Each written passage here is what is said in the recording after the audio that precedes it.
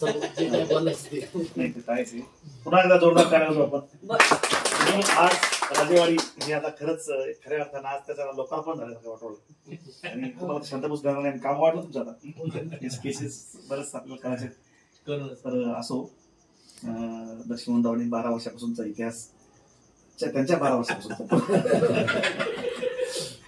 लक्ष्मण सारखाच आहे पहिल्यापासून. तुमचा शब्द आमच्यासाठी लक्ष्मण सारखा तुमची रेषा पण आमच्यासाठी. मला कशामुळे असं म्हणायची हिंमत आहे हे रामायणामधला माणूस नाव असं ठेवलं लक्ष्मण खरंच आहे तसाच. आणि खरंच या आमच्या सर्व प्रक्रियेमध्ये नाव इतकं शोभन काम पण तसंच आहे. अंगावर आलेल्या माणसाला शिंगार घेणार माणूस आमच्यासाठी लोकांसाठी दुसऱ्या स्वतःसाठी स्वार्थ पाहिला नाही काही नाही. आज एवढ्या सर्व गुण संपन्न आहे सगळ्या गोष्टी सर्व स्तुत आहे म्हणजे मुलगा मुलगी सूनबाई सगळं सेटल झाले. परंतु जिथं आम्ही म्हणलो पळत येतात आज मी स्वतः तीच उमेद तुम्हीच तोच कार्य आणि असे काही नाव पुलावर फिरत होते म्हणजे सरांचा वाढदिवस म्हणलं लगेच आला एकाच मिनिट आलो म्हणे ते तुला सारखाच विषय झाला. सगळ्यात मुंबई पुण्याची लोक संस्थेमध्ये होती त्याच्यात देखत माझा तुमचा वाढदिवस ना एवढं प्रमुखांनी बनवतो तर तुम्हाला चालण्याचा विषय आणि हे मला माहित नव्हतं सर सरप्राईज झालं नाही.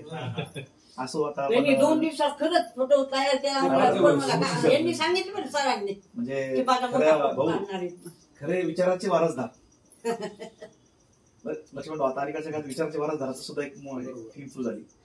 तर भाऊच्या माध्यमातून ह्या सगळ्या गोष्टी आमच्या खालपर्यंत येतात. म्हणजे एमजी जोशी सरांचं त्यांची डायलॉग माझी मात्र अजूनमधून मला तरी वाटतं भाऊ कमीत कमी 2-3दा तुम्ही फोनवर बोलत असत आणि मग तुमचा संदर्भ देऊ सर एमजी सर असं बोलत असताना ते असे बोलले आणि लिखित झालं कसं काय आणि मग तो हास्य कलवळ आमच्यापर्यंत थोडा पाजरत येतो. सगळ्या लोकांची मैफिल होते. असो माणसं भाऊ आपोआप सहजासहज येत नाही. चांगल्या माणसाला चांगल्या माणसांची विंग घालण्याचं काम निसर्ग करतो आणि चांगल्या माणसांची विंग तयार झाल्यानंतर चांगल्या विचाराची मधून चांगल्या गोष्टींची मोठी निर्मिती होत आहे. आणि त्यामुळे नक्कीच आयुष्य भविष्य आपण पाहत आहोत शिवाजी महाराजांच्या सहवासामधून जे लोक घडली सहवासावर माझा ठाम विश्वास आहे. आपण त्यांच्या सहवासात घडतोय त्यातली तुम्ही सगळ्यात पहिले माइलस्टोन आहात की तुम्हाला त्यांचा नशीबवान की यांना वयाच्या 12 वर्षापासून सहवास लाभला तुम्हाला त्याच्या अगोदरपासून सहवास लाभला असेल. तुमची तिसरी पिढी काम करते आजही तुमची वडिला समान त्यांच्यावर श्रद्धा आहे. तर मला वाटतं बापलेकासारखं तुमचं नातं आहे परंतु मित्रत्वासारखं तुम्ही राहता. कुलकर्णी काकांचं जे आउटस्पोर्टिंग आहे हे सगळं गरजेचं आहे. डोक्यातल्या गोष्टीच्या जुन्या काळात बहिणी भेटायच्या मायलेकी भेटायच्या दिवस मात्र बोलत राहायच्या. हे दिवाळी त्यासाठीच राहायची. आमची माझी आजी ना आई भाऊ 3 दिवस झाले तरी बोलत राहायचं 100 वर्षाची मात्र 100 ते राहिलं नाही सर. आता माणसं मित्र बोलत नाही. आपण फोन करत होतो हा मग आता येतो घेतच नाही. चला बाबा होतं त्यानंतर जाणं होतं भेटणं होतं आणि अशा माणसाला भेटणं म्हणजे आम्ही अजून वाट पाहतो सरांची. तर आज मी भाऊंना विनंती करतो की या प्रसंगी आपण आजचे उत्सव मूर्ती आपल्या सर्वांचे आवडते आदरणीय एमजी जोशी सर आणि त्यांच्यावर प्रेम करणारा हा सर्व परिवार. मला जाणीव आहे उशिरे बराच झालेला आहे. अगोदरच्या वक्त्यांनी त्यांच्याबद्दल खूप भरभरून बोलले. बाहेरगावून आलेले काही आमचे या ठिकाणी जे मित्र आहेत त्यांनाही परत जायचं आहे आणि वेळ झालेली आहे. त्यामुळे मी थोडक्यातच अगदी माझी भूमिका मनोगत मांडणार आहे. जोशी सरांचा सहवास हा मी 1987ला जेव्हा नोकरीला लागलो तेव्हापासून आज तक आहे. जवळपास 38 वर्षाचा हा आमचा प्रदीर्घ सहवास आहे. त्यामध्ये वेगवेगळ्या भूमिकेमधून मी त्यांना पाहिलं. या परिवाराचा एक सदस्य होण्याचं भाग्य मला लाभलं कारण यांनी कधी मला वेगळं समजच नाही. आता जसं लक्ष्मणनी सांगितलं अगदी तद्वतच प्रेम या कुटुंबानं मला पहिल्यापासून दिलेलं आहे. रवी तर DEDला असल्यापासून पाहतोय. त्यानंतर मग तो शिक्षक झाला नंतर मग तो अधिकारी झाला. आज तो एवढ्या मोठ्या उंचीवर गेला त्याचाही आम्हाला अभिमान आहे. आमचा मंगेश धाकटा भाऊ तोही या पद्धतीनंच त्यांनी त्याच्या कष्टानं खूप मोठ्या एक शिडी तो चढत गेला आणि हा परिवार आमच्या काकू आणि आदरणीय सरांच्या मार्गदर्शनाखाली एक टप्पा पूर्ण करत गेल्यामुळं एक खूप समाधान मिळतं. वेगवेगळ्या प्रकारचे जे काही कौटुंबिक कार्यक्रम असतात त्या प्रत्येक कार्यक्रमाचा साक्षीदार होण्याचं भाग्य मला लाभलेलं आहे.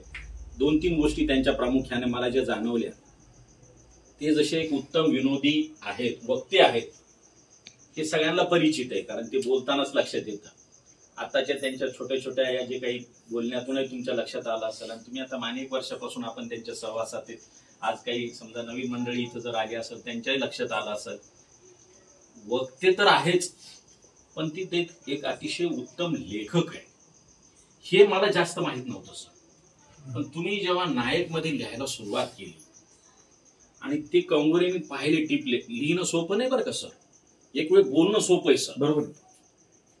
लिहिणं खूप अवघड आहे, कारण तिथं मोजकेपणा पाहिजे, तो शब्द तिथं चपकरपणे बसला पाहिजे. आणि इतकं परफेक्ट लिहिलं त्यांनी प्रत्येक वेळेचं. मी आवर्जून वाचतो त्यांचं, त्याला लगेच मी त्याची दाद देतो, प्रतिक्रिया देतो, फोन करतो. यासोबत हे तर दोन्ही गोष्टी पाहिलं, इंग्रजीचे उत्तम शिक्षक आहेत, प्राध्यापक आहेत. आणि एक महत्वाचा भाग गुहे सर असा आहे की स्वर्गीय अंकुशराव टोपे यांचं प्रेम फार कमी लोकांना मिळालं, कारण ते मुळात खूप कडक शिस्तीचे विद्वान होते. एक राजकारणातला वेगळ्या पठडीतला माणूस होता. आज ते हयात नाहीत, पण त्यांच्यातल्या ज्या चांगल्या गोष्टी त्या आपण बोलल्या पाहिजे, मान्य केल्या पाहिजे. ते यांच्यावर मनापासून प्रेम करायचे. एमजी जोशी सर 100 इंटरव्ह्यू एखाद्या इंटरव्ह्यूला गेले आणि यांनी जर सांगितलं बुवा हे सिलेक्ट करा, याला विषय संपला. आणि एखादा प्राध्यापक जर नंतरच्या काळात त्यांच्या लक्षात आला की बुवा हा कुठेतरी काम करण्यात कुचराई करायलाय, याचं काही टीचिंग बरोबर नाही, तर त्यावेळी त्यांची प्रतिक्रिया काय असायची ते पण ते सांगायचे, ही आमच्या भैया साहेबाची चॉईस आहे. म्हणजे व्यवस्थित त्याला लिहिता वाचता येत नाही, शिकवता येत नाही. त्यांच्या सहवासामध्ये गर्ल हायस्कूलला राहिलो, मल्टीपर्पज मध्ये मी पाहायचो, नेहमी जायचो. जांभरपूर सर, व्यास सर यांच्यासोबत ज्यावेळेस ते असायचे, ढवळे सर. आजही तो ग्रुप ज्या ज्यावेळी भेटतो, कारण म्हणजे त्यांच्या सोबतचे बरेचसे चांगले लोक आज नाहीयेत, पण त्या आठवणी आजही आमच्या सोबत कायम आहेत. एक निर्भीड संघटनेचा पदाधिकारी कसा असतो हे व्यास सरांपासून मी शिकलो आणि यांच्या बाबतीत मी तोच अनुभव घेतला. ज्या ज्यावेळी सर डेलिगेशन जायचं, नाना तुम्हाला आज मी सांगतो की अधिकाऱ्यांकडे जातानाच मुळात या लोकांचा अभ्यास, भरपूर अभ्यास असायचा. तिथले ड्रॉबॅक काय आहेत, यांच्या चुका काय आहेत, हे कुठं चुकलेत, या सगळ्या गोष्टीचा मी जांभोरकर सरांपासून खरंच काही गोष्टी शिकलेलोच. त्यामधला हा एक भाग होता. आणि अतिशय सफाईदारपणाने तिथं ते प्रश्न मांडायचे, सोडून घ्यायचे. गोतावळा जो होता त्यामध्ये मला यांना आज एक म्हणजे एक उदाहरण देता येईल किंवा ती उपमा देता येईल की मांजर काय करतं, त्याची लेकरं जर पिल्लं असुरक्षित वाटले ना तर एका ठिकाणाहून दुसरीकडे स्थलांतरित करतं त्या पिल्लांना. त्याला जर रिस्क वाटली, नको बा इथं आपल्या पिल्लांना ठेवणं काही सुरक्षित नाहीये, तर ते काय करतं, त्याच्या तोंडातले जे दात आहेत ना त्या दातांनी उचलून ते पिल्लं तिकडे दुसरीकडे नेऊन ठेवतं. त्या दातांचा त्या पिल्लाला स्पर्श होत नाही, खोलवर वरवर होतो, असे विनोद आहेत सरांचे. कुणालाही त्याच्यापासून भावना दुखावल्या जात नाहीत, मन दुखावले जात नाहीत. सर मी यांच्या सहवासात जेव्हा पाहिलं ना, BM Kamble sir, Ram Salve sir, अनेक वेगवेगळ्या प्रकारचे शिक्षक जे सिनियर पिढीतले, पण त्यांना कधी असं वाटलं नाही की जोशी सर आमच्यावर असे विनोद करतात, आमच्याबद्दल असं बोलले, आमच्याबद्दल तसं बोलले. ते अप्रिशिएट करायचे ते सगळे विनोद. वाठोरे सर खूप काही बोललं जायचं, खूप काही. ते साग पाटलाचे विनोद सांगायचे. सर तुम्हाला मी सांगू का, आता कदाचित म्हणजे ते वयोनुरूप तुम्हाला त्या काही गोष्टी लक्षात म्हणजे आठवत नसतील, पण जसं वराड निघाले लंडनला हे नाटक आहे, लक्ष्मण देशपांडेंचं नाटक आहे, ते अजरामर झालेलं नाटक आहे. आज त्या नाटकाच्या आवृत्ती निघाल्यात, संकर्षण कराडे आहे, ते दुसरे कोण आहेत अजून, पाठक आहे. हे लोक काय करायले, त्यांच्या त्या नाटकाचे प्रयोग करू लागले. मला जर तुमची परवानगी असेल ना, मी नक्की हे प्रयोग करू शकतो, कारण मला त्या सगळ्या आठवणी माझ्या डोक्यात ताज्या आहेत. अहो सर तुमच्या नावावर आमचे घंटा घंटामुळे पिली चालतात बाहेर.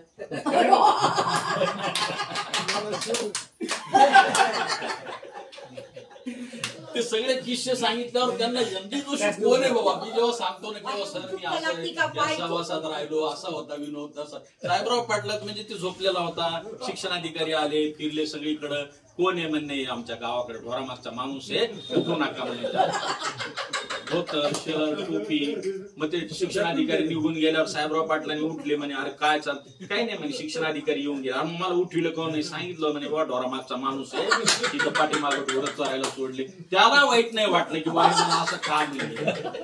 अनेक अनुभव सर सांगितलं तर तुम्हाला मी सांगू का, आपल्याला दिवस कमी पडत, रात्र कमी पडत. आणि सर तुम्हाला मी सांगू का, तुम्हाला मी त्याच्यामध्ये सकाळी जे लिहिलं ना त्याच्यामध्ये काय ना ग्रुप आयुष्य वाढवणार आहेत तुम्ही. काय होतं तुम्हाला खरं सांगू का मग दादा, आपल्याला ते घर की मुर्गी दाल बराबर आहे.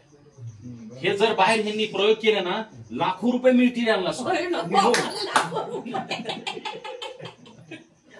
लवटे सर नवीन मार्केटिंग किती येते तुम्ही, लाखो रुपये मिळतील. कारण हे आयुष्य वाढवेल. हे सगळे मेडिसिन आहे सर. हे हार्टचे, किडनीचे, आमचे किती आजार असतात माणसाला, ते मेडिसिन आहे सर. तुम्ही आलं का लक्षात? तुमच्यामध्ये आम्ही त्या सगळ्या गोष्टी पाहिल्या. एक गोष्ट अजून सांगतो, अनेक ठिकाणी त्यांची भाषणं ऐकली ना, तुम्ही साक्षीदार आहे. एक किस्सा दुसरीकडे रिपीट करत नाही मंगेश दादा, लक्षात बरोबर लक्ष्मण. एक प्रसंग ते कधीच दुसरीकडे सांग, ती तिथला प्रसंग विसरून जातील. अहो, एखाद्या नवीन ठिकाणी तुम्हाला बोलवलं कार्यक्रमाला, तिथल्या परिस्थितीशी समरूप होऊन तुम्हाला बोलायचं सोपं आहे का ते काम? त्यांनी माझ्या काकूला कमी चाटा मारलेल्या आहेत. या सगळ्या गोष्टी सांगायचं तात्पर्य असं की आपल्या घरातला, आपला कुटुंब प्रमुख, आपला माणूस जेवढा मनानं मोठा आहे, विचारानं मोठा आहे, लेखणीतून माणूस मोठा आहे, प्रगल्भ आहे, बोलण्यातून आहे, या सगळ्या गोष्टीमुळे सर आज तुम्ही सगळ्यांसाठीच अतिशय आदरणीय आहात. मी नेहमी म्हणत असतो की एखाद्या कार्यक्रमाला शहाणं माणूस लागतं. शहाणं म्हणजे मग बाकीचे आम्ही कसे सगळे आलं कंसात वेडे म्हणा, काही म्हणा, तर मग आम्ही त्यांना प्रत्येक वेळी सर शहाणं माणूस कोण आहे बरं तुमच्याशिवाय? आणि सर एका फोनवर येतात, ही अपेक्षा नाही. असं काही नाही की भाऊ तुम्ही मला प्रमुख अतिथीच करा, तुम्ही समोर बसवा, खाली जमिनीवर बसवा. हे फार कमी लोक, मी कारण आता आमच्याकडे पाहिलं ना, काही लोकांना गेलं की त्यांना वाटतं कुठंतरी यांनी मला एक अध्यक्ष करावं, नाही तर प्रमुख अतिथी करावं. आता काही ठिकाणी प्रोटोकॉल असतात, काही ठिकाणी नवीन लोकांना संधी द्यावी लागते. आमचा 100 शिक्षक क्लबचा कार्यक्रम असो, साने गुरुजी कथामालेचा असो, संघटनेचा असो, अनेक भूमिकेमधून ते नेहमी सोबत असतात. आणि त्या सगळ्या गोष्टीमुळं तुमच्याबद्दलचा आदर, प्रेम आमचं खूप पटीनं वाढलेलं आहे. तुमचं हे प्रेम आम्हाला, आमच्या कुटुंबाला, एक सर मी त्यांना दवाखान्यात घेऊन गेलो एकदा, थोडीशी चक्कर येऊ लागली. एक आहे ते मनातल्या सगळ्या गोष्टी अतिशय मोकळेपणानं बोलतात, सांगतात. ते मला त्या गोष्टीचा एक आनंद आहे. म्हणजे जसं आता लक्ष्मणने सांगितलं तसं एक परिवाराचा सदस्य आहे ना. त्यानं मी गेलो डॉक्टरला सांगितलं, म्हणलं डॉक्टर साहेब माझी त्या डॉक्टरवर श्रद्धा आहे, आंबेडकर सरावर. मला बस सर तुम्ही यांना तपासा, चांगल्या गोळ्या द्यावा, मला यांच्या चक्रा पाहिजे. तर त्यावेळी सर नमस्कार. कोणीही उठू नका, बसा बसा. त्यावेळी सुरुवातीला डॉक्टर साहेबांनी ते सगळं पाहिलं. मग यांना काही गोष्टी त्यांनी सांगितल्यानंतर सरांनी जेव्हा बोलायला सुरुवात केली तेव्हा मला कळलं की आपला पेशंट कोण आहे, डॉक्टर यांना मी तिथं डॉक्टर म्हणून पेशंट म्हणून नेलं होतं दाखवण्यासाठी डॉक्टरकडं. पण ते नंतरचं जे काउन्सिलिंग सुरू झालं ना, तर ते आंबेडकर सर ऐकत होते आणि हे बोलत होते. मागे एकदा ते भारत कुलकर्णीच्या तिथलाच दवाखाना होता का, तुम्ही ऍडमिट होते पा बडी सडकला.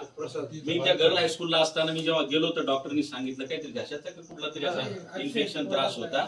हा, आणि डॉक्टरनी सांगितलं त्यांना म्हणे जास्त बोलू देऊ नका.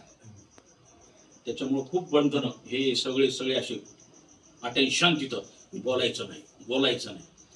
जसं मी गेलो दरवाजा लावून घे म्हणे आता पटकन. मला वाटलं काय झालं बाबा, 4 दिवस झाले म्हणे बोलू दे ना मला, याच्यापेक्षा वर गेलेलो पुरतं ना म्हणे, काय करू म्हणे मी राहून. मला जवळजवळ 1.5-2 तास जेव्हा ते बोलले ना, तेव्हा ते पण फ्रेश झाले. आणि डॉक्टरला म्हणलं सर डॉक्टर साहेब त्यांना काहीच झालं नाही, तुम्ही इथं जेवढं कोंडून ठेवताल तेवढा आजार वाढेल म्हणलं. तुम्हाला भेटायला जास्त येते, 200 लोक भेटायला जाते का आमचा दवाखाना. या सगळ्या गोष्टीमुळं सर तुमची उंची खूप वाढलेली आहे. आमचं कसं आहे, काय मी मागाशीच म्हणलं सर की घरकी मुर्गी दाल बराबर. या गोष्टी जर बाहेर आल्या ना सर, आज मार्केटिंग तुम्हाला माहिती आहे, तुम्ही त्याही फील्डमध्ये काम करता, खूप मोठा बिझनेस होऊ शकतो. कारण सोपं नाही आज एखाद्या स्टेजवर जाणं, कुठल्या एखाद्या नवीन विषयावर बोलणं, त्याला विद्वत्ता लागते सर, अनुभव लागतो, अभ्यास लागतो, तेवढं एक वैचारिक ताकद असावी लागते. आणि ती सगळी परमेश्वराने दिलेली आहे तुम्हाला. आता माझ्या अगोदरच्या वक्त्यांनी जसं सांगितलं ना, तसं आज मी एकच सांगतो, ईश्वराजवळ मागतो की तुम्हाला उदंड आयुष्य मिळावं, आरोग्य मिळावं, आणि आम्हाला असंच सगळ्यांना हसवत राहा, आनंदात ठेवा. तुम्ही स्वतः आनंदात राहा आणि आम्हालाही तुमचा त्या सगळ्या गोष्टीचा आनंद मिळू द्या. एवढंच या प्रसंगी मी बोलतो. संयोजकांनी मला बोलण्याची संधी दिली, तुम्ही सगळ्यांनी ऐकून घेतल्याबद्दल सगळ्यांचे मनापासून धन्यवाद. आताच आदर्श शिक्षक समितीचे राज्याचे अध्यक्ष राज्याचे सचिव सन्माननीय आर जोशी सरांनी त्यांच्या जीवनातले आलेले अनेक अनुभव या ठिकाणी छोट्या खाणी मनोगत व्यक्त करताना हो असं वाटत होतं की आम्ही त्या काळात गेलो काय मागचा अनुभव सांगताना सागर पाटलांचा अनुभव सांगताना सगळ्या गोष्टी उलगडताना खरंच आम्ही विसरून गेलो, देवभान विसरलो. आणि त्याचा आनंद तुम्हाला जेवढा मिळाला त्याच्यापेक्षा त्यांना मिळाला, त्याच्यापेक्षा आम्हाला मिळाला. असो आता हा क्षण छोट्या खाणी सर काही निश्चित नव्हतं, तुम्ही कोणी येणार असं काही निश्चित नव्हतं आणि असा कार्यक्रम होईल असं वाटलं नाही. पण आपल्याला बाबा असं छोटी गोष्ट आपली डोंगरावडी करायची सवय, इव्हेंट करायची. प्राईम मिनिस्टर आपले जे पंतप्रधान नरेंद्रजी मोदी साहेब आहेत त्यांचं असं म्हणणं की कोणतीही गोष्ट असो जीवनातला प्रसंग त्याची इव्हेंट करा, यालाच त्याला इव्हेंट करणं म्हणतात. आपण आलो, बसलो, बोललो, भेटलो, गेलो, हे कार्यक्रम होते, त्याला स्वरूप येत नाही. हे जर असं मनात भावना दिल्या घेतल्या विचाराची आता मला नमस्कार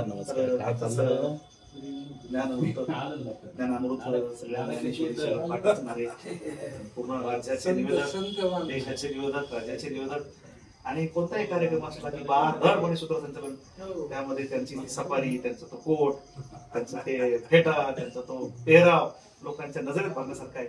त्यांची शब्दांची फेक आम्हा सर्वांना हवं असं वाटतं नाही, ऐकावं असं वाटतं. ताईची भक्कम साथ आहे, त्या आपल्या जवळच्या मित्राच्या शेजारी म्हणतात त्याला, तर शेजारी असेच असावे सर. बाजूला काय वाजलं ते आपल्याला कळायला पाहिजे, आपलं काय झालं ते शेजारच्या कळायला पाहिजे. तर तो शेजार पण अजूनही तुम्ही जपताय, अजूनही आपल्या जालन्याचे पण आहेत. तर मी आपल्या सर्वांचं मनोभाव विनंती करतो आणि सर्व विनंती करतो की आपण नंतर मग तुम्ही नाही दिदी कट करून सरांचा